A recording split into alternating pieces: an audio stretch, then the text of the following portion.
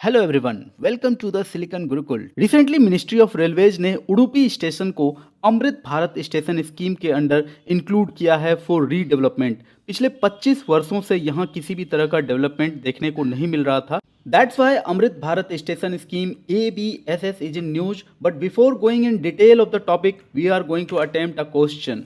Consider the following statement regarding the Amrit Bharat Station Scheme ABSS. First statement, it was launched by the NITI Aayog. और दूसरा statement है, it aims for better traffic circulation, intermodal integration in Indian railways. तो correct कौन सा है? First and second both, या neither first nor second? To know the right answer we are doing the topic in detail. तो सबसे पहले देखो, Amrit Bharat station scheme, तो इंडियन रेलवेज ने इसे शुरू किया था इन फरवरी 2023। तो पहला स्टेटमेंट तो यहीं रॉन्ग हो जाता है, यहाँ नीति आयोग दिया गया था, तो इसे इंडियन रेलवेज ने शुरू किया था फरवरी 2023 में। इसका एम है टू रीडेवलप 1309, यानी कि 1309 स्टेशन को नेशन वाइड रीडेवलप किए जाएंगे। Transform railway station into modern well equipped hubs with improved passenger amenities, better traffic circulation, intermodal integration and enhanced signage and enhanced signage। Signage कहा जाता है उन बोर्ड्स को जो रेलवे ट्रैक के साइड में आप अक्सर देखा करते हैं, उसमें कुछ लिखा होता है या फिर उसमें कुछ लाइट आ रहा होता है, कुछ उसमें सिग्नल होता है लाइट के फॉर्म में, तो उन्हें साइनेज कहा जाता है। और अमेनिटीज कहा जाता है वैसे इंफ्रास्ट्रक्चर को जो लोगों को फैसिलिटी देने के लिए, कुछ आराम पहुंचाने के लिए जो किया जाता है इंफ्रास्ट्रक्चर में, उसे अमेनिटीज कहा जाता है। और ये स्कीम लॉन्ग टर्म के लिए किए गए मास्टर प्लानिंग के ऊपर बेस्ड है, जिसका इम्प्लीमेंटेशन स्टेशन के नीड और उसके पैट्रोनेज को देखते हुए टाइम टू टाइम कंप्लीट किया जाएगा। और यहाँ एमिनिटीज़ के ऊपर ज़्यादा फोकस किया जा रहा है कि जो भी पुराने एमिनिटीज़ हैं जिनका कोई यूज नहीं है, उन्हें रिप्लेस कर उन्हें अपग्रेड किया जाए, न्यू एमिनिटीज़ लगाए जाए। और कुछ सिटीज़ जिनमें पोटेंशियल है उनको वाइब्रेंट सिटी सेंटर्स के रूप में डेवलप किया जाए। देखो, बहुत सारे ऐसे शहर हैं, उन शहरों के पास बहुत सारे GI टैग होते हैं, बहुत अधिक वो विकसित होता है मैन्युफैक्चरिंग में, लेकिन फिर भी सिर्फ कनेक्टिविटी नहीं होने के कारण, ट्रांसपोर्ट नहीं होने के कारण वो ठीक से अपना ट्रेड नहीं कर पाता है। तो यहाँ इस स्कीम का एक गोल यह भी है कि उन शहरों को वाइब्रेंट सिटी सेंटर्स बनाया जाए, यानी कि ट्रेड के मामले में उनको पूरे देश से कनेक्ट कर दिया जाए। मॉडर्न फीचर्स क्या क्या है?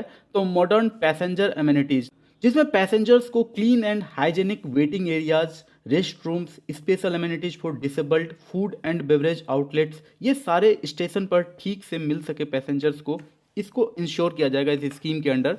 Improved traffic circulation, separate entry होगा और एग्जिट पॉइंट्स होगा both for passengers and vehicles.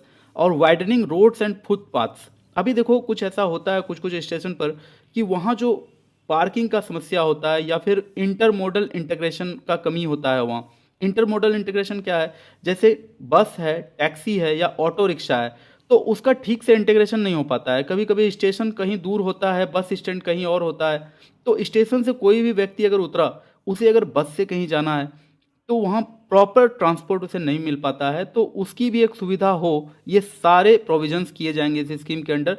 Upgraded signage, signage के बारे में हमने अभी बात कर ली। और इस स्कीम में सस्टेनेबिलिटी की बात भी हुई है, एनर्जी एफिशिएंट लाइटिंग या अप्लायंसेस लगाने की बात हुई है, इको फ्रेंडलीनेस की बात की गई है इस स्कीम के अंडर, जहां रेन वाटर हार्वेस्टिंग की बात की गई है। क्योंकि देखो, रेलवे स्टेशन बहुत बड़ा एरिया कवर करता है अपने रूफ के अंडर, तो इस रूफ के ऊपर जितना भी रेन वाटर आता है, अगर उसे ठीक से हार्वेस्ट किया जाए तो ये अपने आप में बहुत ही इको फ्रेंडली स्टेप माना जाएगा। So rain water harvesting systems at green spaces.